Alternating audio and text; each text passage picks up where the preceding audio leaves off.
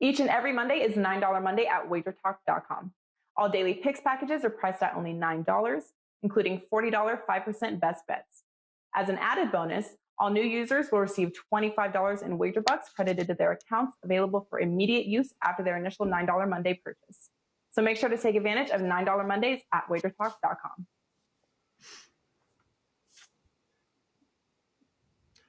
Welcome in, guys, and welcome back right here to WagerTalk TV. It is puck time. It is time to talk some NHL betting. I'm Andrew McInnis, your host for Puck Time. I have Carmine Bianco joining me, and of course, Mr. Dave Cokin in his usual Monday spot. Guys, I'm happy to be entering a new week. 2 weeks ago was fantastic for me. Last week, not as much, about 500, a little bit below that, so hoping to get back on track. An entertaining weekend of hockey nonetheless, though. Carmine, what's up, buddy? Not much, man. I'm looking forward to it. This is an action-packed a Monday and a good week of NHL games up ahead. 5% winner in soccer. It was pretty much as easy as you can get a 4-0 win. NHL Friday, Saturday, Sunday were pretty good. Up units. If I had just completely eliminated the Arizona Coyotes from my schedule on the weekend, I would have had a monster weekend in hockey. So I'll just go with it was a winning weekend. Let's move ahead because there's a ton of games. And I know Cokin is looking at a bunch of these as well, too. So I want to hear his thoughts. Yeah, Dave, good to see you, man. How are things? We've all got a little bit of everybody's a sucker for something. So for me, this is my drink of choice, Tivana iced tea. So here's how much of a sucker I am. I know it's iced tea, okay? It's good. This is what am I drinking today? Mango black tea. I'm paying for the packaging. I know, because most Lipton comes in a plastic bottle and whatever. They all come in. This one comes in a glass bottle. It's like $2.79 a shot for a little bottle. So I'm a sucker for that stuff. Everybody's got some sucker in them. For me, it's fancy packaging and iced tea. That's all. I just had to criticize myself for something. There's a lot that I could choose from today, but I decided to focus on the iced tea. No, I actually like the fact that Dave brought up that Tivana, because next Monday it'll be welcome to Puck Time, brought to you by Tivana, and we'll all have like cases in our garage of Tivana, courtesy of Dave Cokin. So Dave, thank you very much for that one. Yeah, it would be great. It's a good product. I mean, I'm not knocking the product, but I'm clearly paying like an extra $1.50 a bottle because it's in a bottle and it looks nice. I'll just stick to my good old Canadian Tim Hortons here, fellas. Let's get right into the games, guys.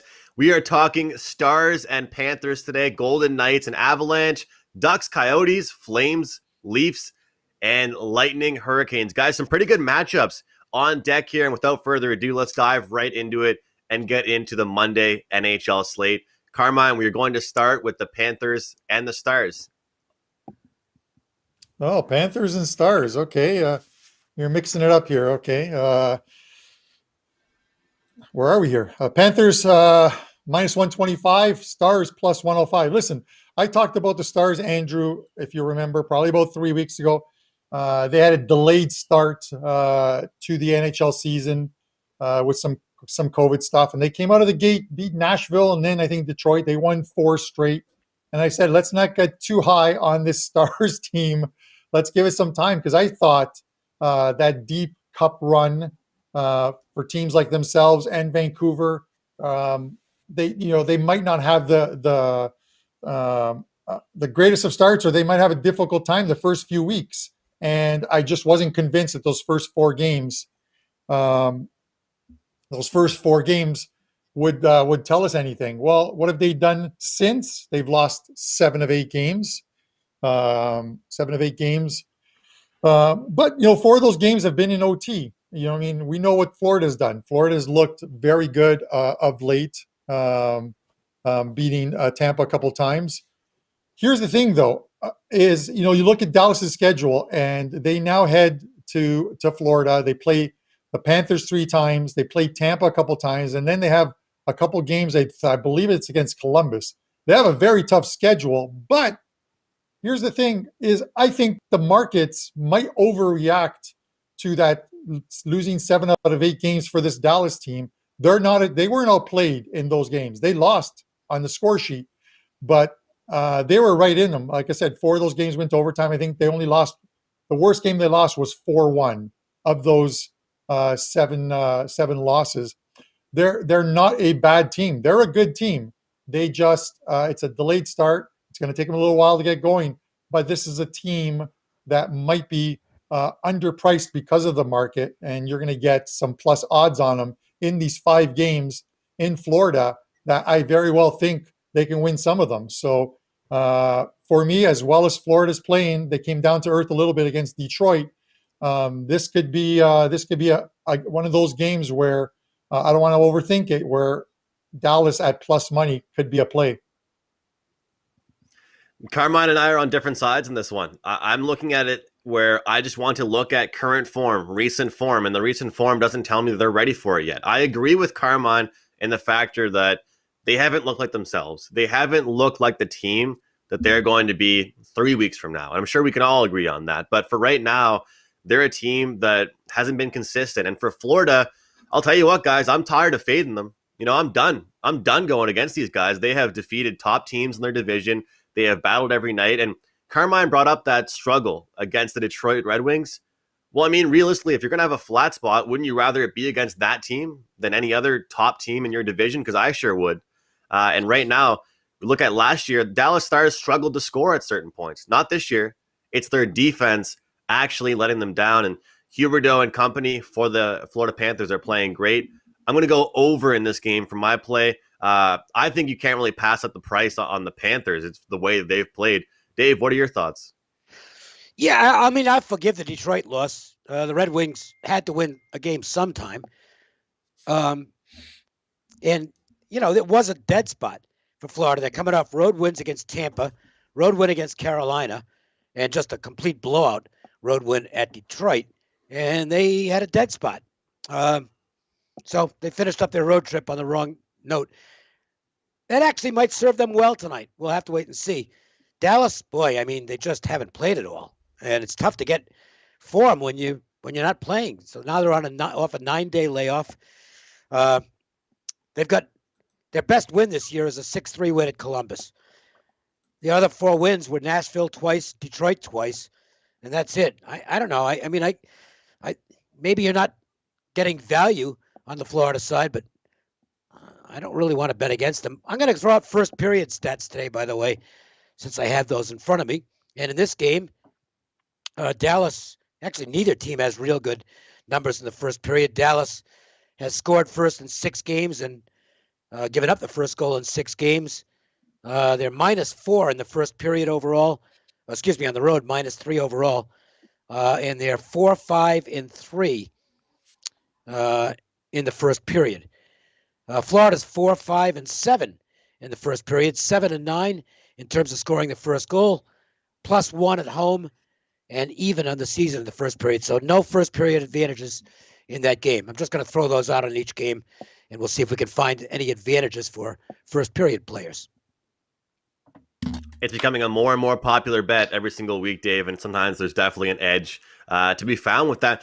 Let's get into our marquee matchup game here for today, guys, with the Golden Knights and the Colorado Avalanche. And Dave, I'm going to go to you first on this. First of all, what a weird type of game that was. I mean, beautiful outdoor setting, amazing experience for those players, but a 6.5-hour delay in that game. That game didn't resume, Dave, until 1 a.m. my time here locally. Just unbelievable. Weird game, though. It picked up right after. They got right into it. There wasn't really any sign of rust when those players went back on the ice. But how do you look at this game here? The Avalanche -135. Their number has grown since the last time these teams played. I'll get the first period stats out of the way first. Vegas has scored first in 8 of their 15 games. Colorado 11-3. First period overall, Golden Knights 5-5-4. Avalanche 8-3-4.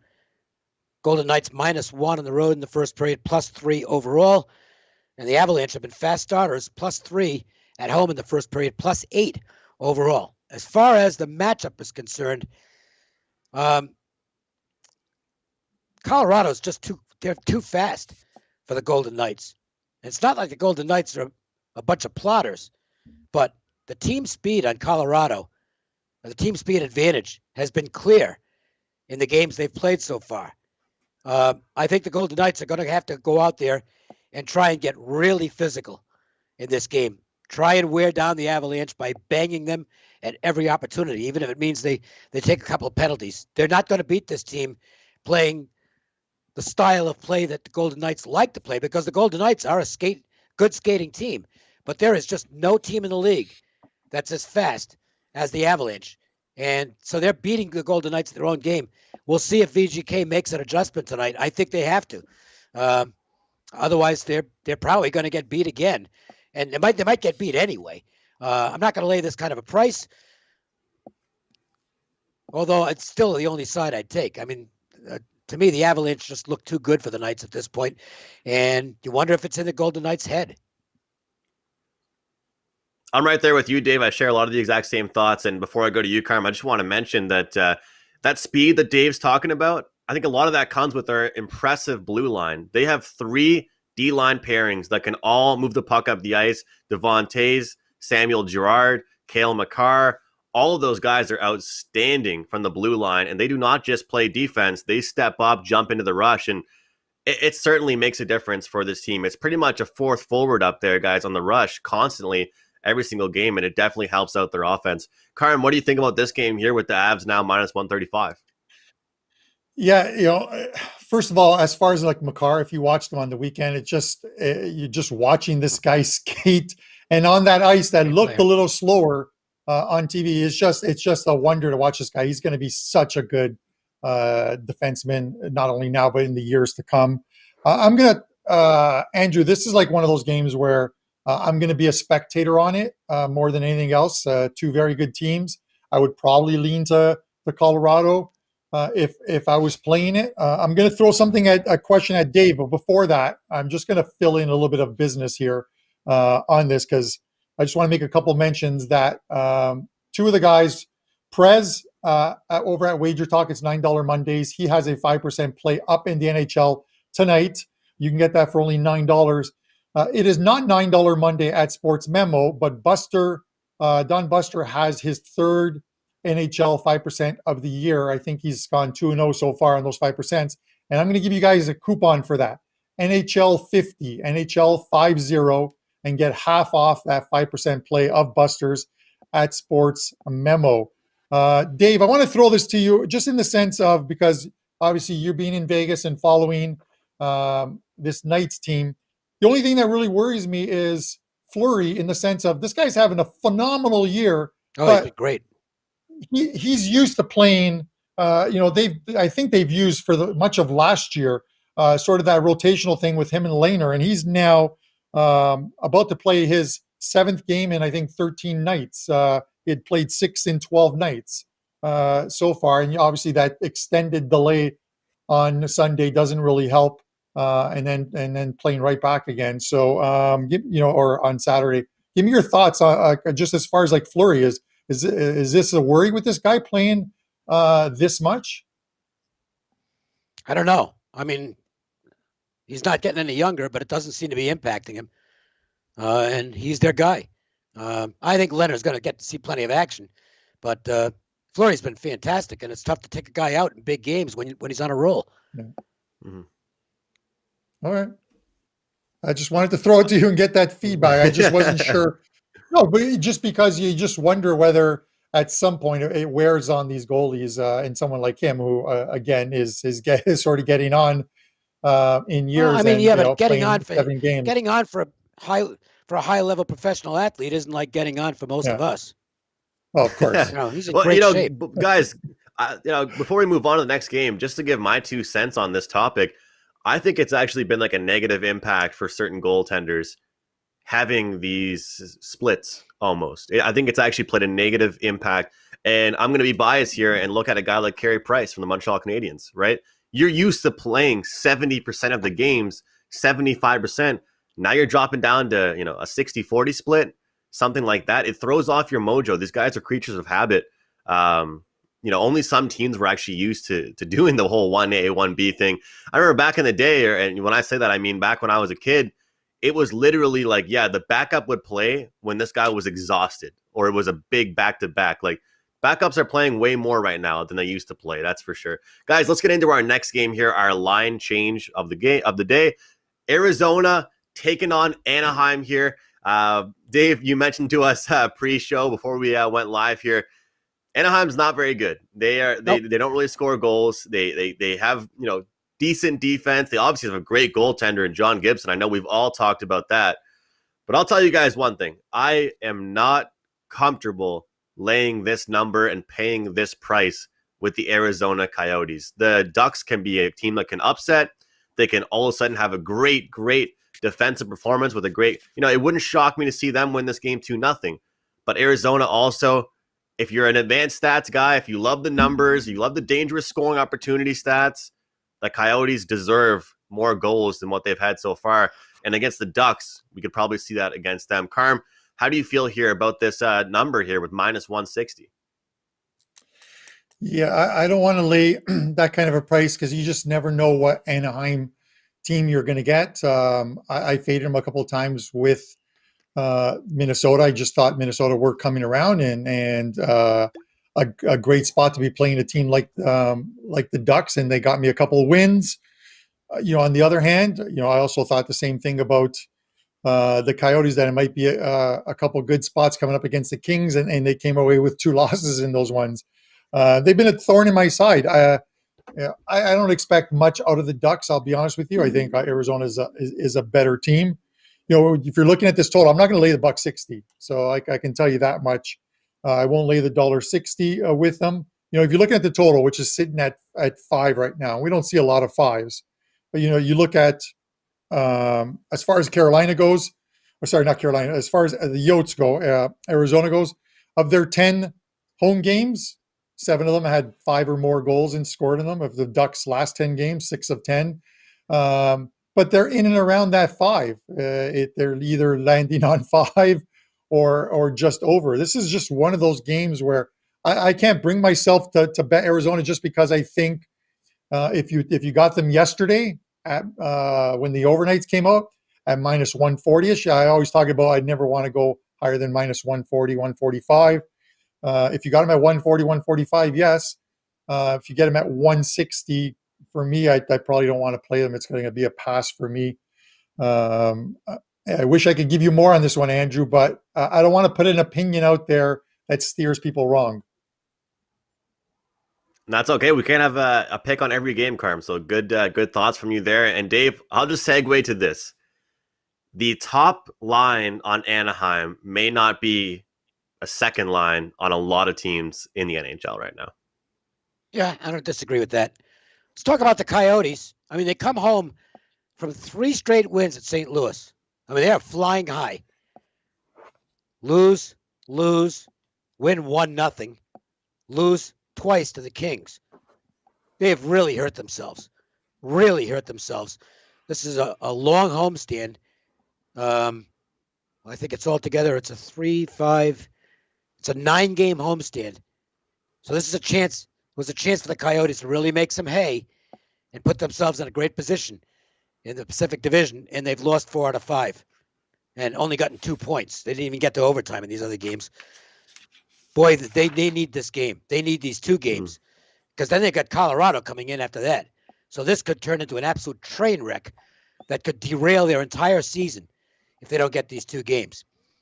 Problem for the team is they can't score. They just don't. I mean, they outskate the opposition on a regular basis. If you watch the game against the Kings on Saturday, I mean, they were clearly the better hockey team. That first line with Connor Garland has been outstanding, but they got to finish plays. And it really shows in the first period. They played 17 games this year. They've had the lead after 1 period in 3 of those 17 games. They've been outscored by 7 goals in the first period. It's tough to win when you can't get out of your own way early. This team's got to get aggressive in the first period. We'll see if that shows tonight. They've got to go out there and take some chances offensively and make things happen. Anaheim, by the way, is also -7 in the first period. 9-9 in terms of scoring first. 5-8-5 after one period. The Coyotes are 3-8-6 after the first period. It's, that plays into it being a dangerous spot to lay more than 140. If you got the 140, maybe even 150, I can see it. I think the Diamondbacks, like, I'm in baseball mode. I think the Coyotes. I love it, Dave. I love it. I think they're going to come out firing tonight. But I mean, I got to tell you something. There's a lot. This is a big pressure game for Arizona. They really need to go out and win this game. I'll tell you what, I have a bone to pick with some of these Corsi stats and advanced metrics, guys, because this Coyotes team is kind of reminding me of the Montreal Canadiens last year, because all of these numbers say their expectancy for goals should be higher, right? They should be getting more goals. But to Dave's point, they're not really going all in and crashing the net and making plays like that. They don't finish. Yeah, they're just getting shots, right? And that's something that doesn't get measured into the Corsi of the Fenwicks. Exactly. Is they don't. Some teams can finish plays. This is the problem for the Coyotes. It was a problem for them last year, too. They need a finisher. It's not Phil Kessel, okay? You've got to get – no, I'm serious. I mean, Kessel's a decent player. No, it isn't. It isn't Phil Kessel. He's not a great goal scorer anymore. And it's time after time you see this team up and down the ice. They're controlling the pace of play, and then they shoot it right at the goaltender. Exactly. So it looks good at the analytics, but it's just not that good. Dave, I had the opportunity, actually, when I was doing some media work for junior hockey, to interview and speak with it, and I actually recorded a lot of Connor Garland's tape, and he was great. He's a really talented player. He worked his way up. He's obviously really small, so he had to make a good impression for himself. He is not going to carry a team, though, right, Dave? Like, he's great, but he's not going to be the guy. I don't think he can be anyway. I think he's great, but I don't think he's someone that can be expected and counted on to score game-winning goals and stuff like that. Let's get into our dump or chase segment here. We have the Calgary Flames and the teams I don't even like mentioning their names, the Toronto Maple Leafs. Look, let's put it this way. This Leafs team is leading in so many categories. I don't even want to list them right now. Goals for, power play goals, 5-on-5 this, 5-on-5 that. I don't even want to talk about it, Carm. I don't even want to talk. I have a list of stats they're leading in. I don't even want to get into it, man. It was enough banter already talking with you and Prez about that game Saturday night. But let's focus on tonight. -165 is the price tag here for this Leafs team against the Flames team that I just feel like they can't figure it out. To use the phrase you've been using, Carm, are they consistently inconsistent? They are. First things first, Andrew. For anyone out there who doesn't know, today is the 1-year anniversary of David Ayer, the Zamboni driver, coming in for the Hurricanes and beating the Toronto Maple Leafs.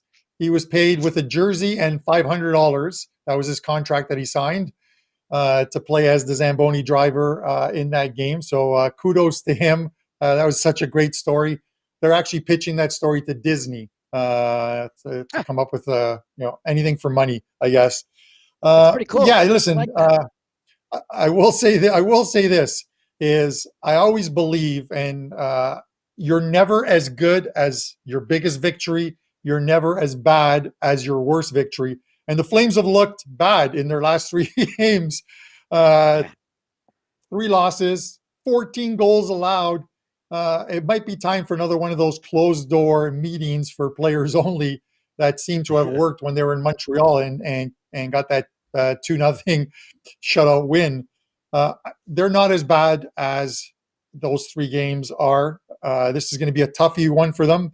I'm actually looking at the under, and my point to this is very simple. I believe the Leafs will win this game. They're a better team than Calgary is. But I also believe that as bad as Calgary has looked their last few games, they need one of those defensive efforts in order to probably spark their season again. They haven't looked good. And sometimes you just come out and you play a very well defensive game. You sacrifice some offense for defense. The only thing is Markstrom hasn't been good of late. He hasn't been good against Toronto. 10 games against Toronto, he's 2-6-1, albeit a 2.96 goals against average. These 2 teams have played under the total in Toronto 8 of their last 10 games. This is one of those games where, Andrew, I I can't take the side. At least beat them twice, 4-3 and 3-2. Never trailed at any point in those two games in Calgary. I expect Toronto to win tonight. I don't want to lay the price on them. I don't want to take the puck line just because I think this could be one of those defensive efforts by Calgary. That said, it could be 8-1 at the end of the night, and then I just look like I got egg on my face. But I'm going to go under 6.5 here.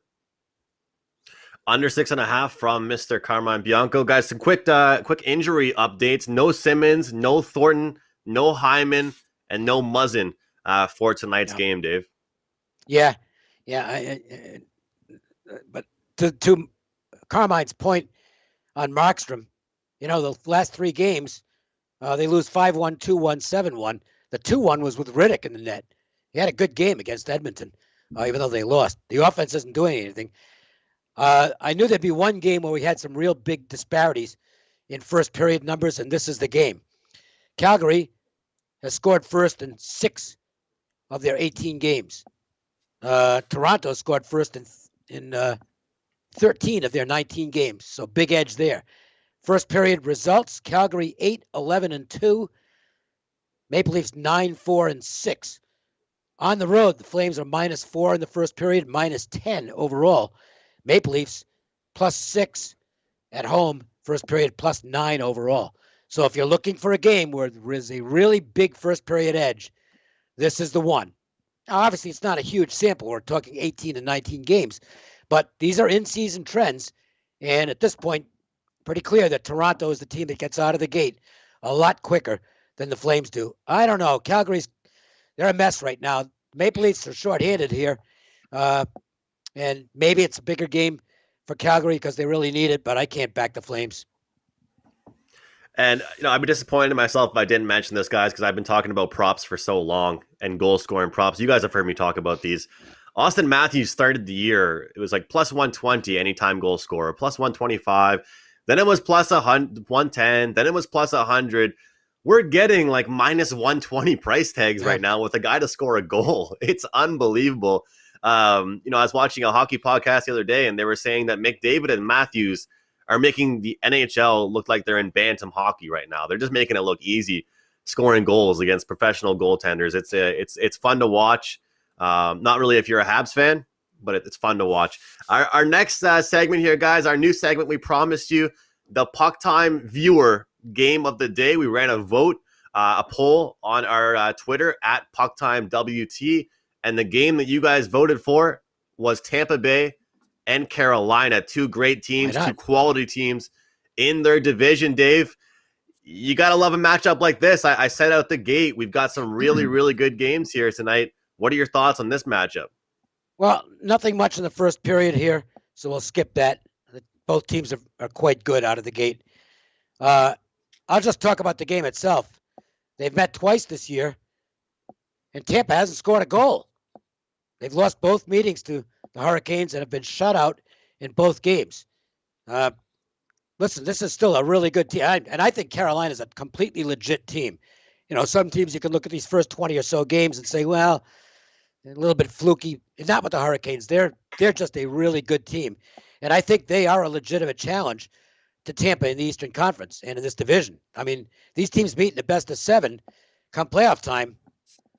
Tampa might be the favorite, but that might be one where I'll take a look at playing the dog. But in this spot, if the Lightning aren't super motivated tonight, I'll be surprised. 0-2 with 0 goals for in 2 games against this team. I think they're going to come out flying tonight. I played Tampa. It's a free play that I posted at WagerTalk.com. So if you want to read more about it, it's basically what I just said. But I did take the Lightning at -125, and we'll see if it gets there. Karma, I just find it so weird with these format, the format and these divisions, right? The strength of schedule. You can look at what have you done for me lately. Look at what the Tampa Bay Lightning have done for us lately and who they've defeated, and then look at who they've lost to, right? And they're beating the Columbuses of the world. They're beating the Blackhawks. But let's see what they can do against Carolina after, getting shut out. Yeah, listen, we know the talent that's on this Tampa team, and they're such a good team. as Dave mentioned, and to his point, Carolina has beaten Tampa in both games this year. I wish they were closer apart, but one was a couple days ago, and I still believe, even though that first one was back on January the 28th, I think it was, that third game is always the toughest. When you've beaten them the first two games, that third game is the toughest. I like them to be a little closer together, but this Tampa team they're a very good team. I just don't see how Tampa doesn't come out tonight and put forth one of their best efforts. Reimer is named in net tonight, and he's having a great season at 8-1. But he's also a guy who's struggled against Tampa over the years. In 19 starts, he's only won 6 of them. 3.16 goals against average, .903 save percentage, which is respectable.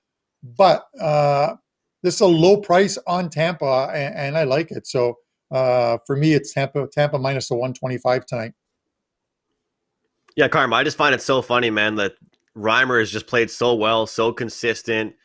And earlier in the show, we're talking about how backups, the role they've been playing right now. And I understand that Mrazek was injured, but Reimer has played to the level of what a starter would look like. He's played better than some starters right now in the NHL, and he's been very impressive. Obviously, Carolina has the offense to back him up. There's no shortage of goals with this team at all right now, that's for sure. Guys, let's get into our power plays, our show best bets, and any promos we may have for $9 Monday at WagerTalk.com. Busy week, busy time in sports. Dave mentioned it. Baseball's coming up. I know Dave's betting the PGA. Soccer's going great. Carm, for you, what do you have up at WagerTalk.com? Up at WagerTalk, I have 3 plays today in soccer and afternoon soccer. It's been a very good year in soccer. Another 5% play coming up in midweek, Champions and Europa League. So I may actually have 2 of them up over the course of 3 days. So there's a lot that are right in my wheelhouse as far as the price being right and the situations being right for those ones. So a good time to pick up that 3-day all access package or the 7-day and just get every single play right through to Sunday. As far as the show best bet, we had Florida in regulation time on Friday's show, which ran the record to, I believe it's 18 or 19-5 with these show best bets. You might not like this one, but this is where I'm going with this one. I am taking the Dallas Stars plus 105 in Florida tonight. I believe plus money on the Stars. I believe there might be a little bit of market overreaction to this 7 and 8 game losing streak. The streak that they have. There were very good efforts that went on. I believe we have some news as far as game Carolina being canceled. Tampa Bay got postponed. Tonight. The Carolina Tampa Bay game has been postponed for tonight, which kind of sucks. But that's not going to change the fact that. Wait a minute. No, it's not. No, I'm not. I don't know if that's true or not. It was supposed to be Carolina at Tampa. This is Tampa at Carolina. It's still. I'm going to have to check on Twitter. Because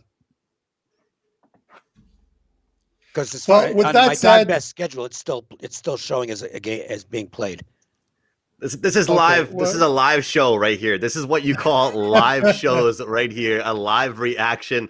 And it's the life we're living in right now with these updates with games and players and everything like that. Carm is going with Dallas plus 105, and his power plays have been outstanding. So Carm, hats off to you. Dave, I know you're kind of occupied right now with getting some crunching some numbers. I know you have a trio of games up at WagerTalk.com for $9 Monday, but what's your power play here for today? Well, I guess it's still being played. So Tampa, that's the best bet on the show. As far as I know, it's still being played. I'm checking around. There's nothing on. There's nothing on Twitter right now. So I think what our friend was looking at was on the original schedule. This was supposed to be at Tampa, and they flipped the game. It's a write-in game at Carolina. So as far as I know, they're playing. So I like Tampa there. I have 3 games and 4 plays in the NHL. One of them is a game where I split the money line and the puck line. 1 college basketball play, and it's $9 Monday. So that package for the NHL, it's $9. You get all the plays. That's it. I just have 4% college hoops best bet side of the day. It's a short underdog. I think can win completely outright.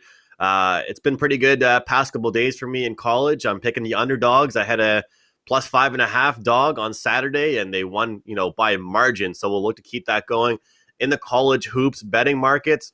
And my best bet is going to be Dallas and Florida over 5.5. I think that the number is far too good to pass up. Both teams are scoring goals, and the defense is looking a little bit, like they can get exposed. So I'm looking at the over in that game, and we'll head over our power plays and just recap here. Of course, I'm on that over 5.5. Carmine is on the Stars, and if this game is going on, which I believe it is, but I'm seeing all kinds of different things right now. Dave is on the Lightning at a minus 120 price tag. Guys, a lot of great games on deck for tonight. We'll all have our plays up and advertised at WagerTalk.com. Buster and Prez have their 5% plays. Don't forget to check out Dave's trio play. And Carmine has action for tonight as well. And guys, don't forget to check out that 2-for-1 power play special with Carmine and I. You can buy one package, get one free for all of our plays for the remainder of the season. For Dave Cokin, Carmine Bianco, I'm Andrew McInnis, and we'll see you tomorrow right here on Wager Talk TV. Puck Time host and expert NHL handicappers Carmine Bianco and Andrew McInnis have teamed up and are offering all of their hockey selections, including 5% best bets and an amazing 2-for-1 combo package. An NHL season pass takes you through the Stanley Cup in July and is priced at $4.99. But right now, you can get both Carmine and Andrew's hockey selections for the price of one. Our Puck Time Power Play 2-for-1 combo gives you close to 5 months of NHL action and at $4.99, coming out to only $3.32 per day. Just head over to either Andrew or Carmine's capper page at WagerTalk.com.